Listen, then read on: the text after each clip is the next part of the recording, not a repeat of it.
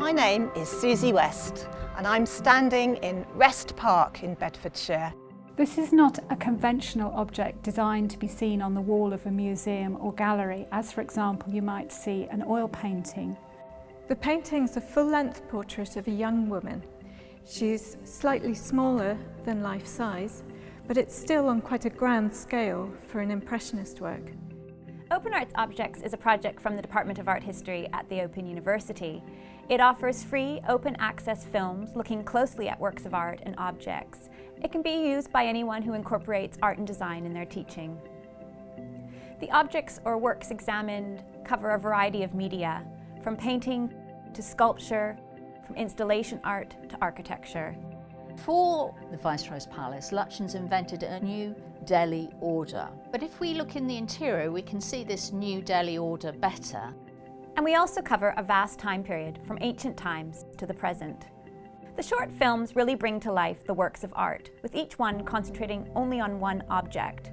Today I'd like to talk about this photograph by Sir Cecil Beaton, and it's one of a collection of 18,000 photographs by Beaton that we house at the museum. Art history is a discipline that is inherently interdisciplinary, so the films also relate to other subjects, such as colonialism, economics, and trade.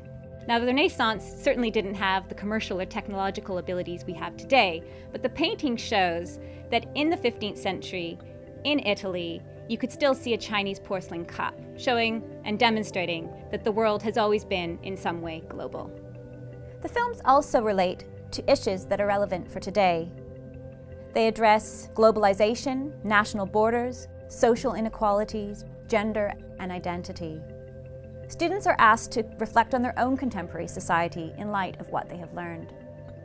We also have a series of films that bring the museum into the classroom. We've had expert curators look at works in their collections, from the Victoria and Albert Museum, the Wallace Collection, and even Yorkshire Sculpture Park.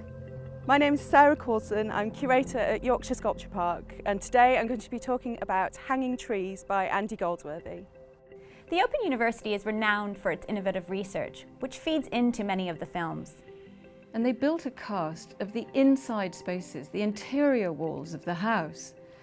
They then removed the interior, sealed it off to create this strange inverted cast. We live in a world bombarded with visual images, from advertising to Instagram photos. More than ever, we need the critical tools to assess and understand the visual world around us.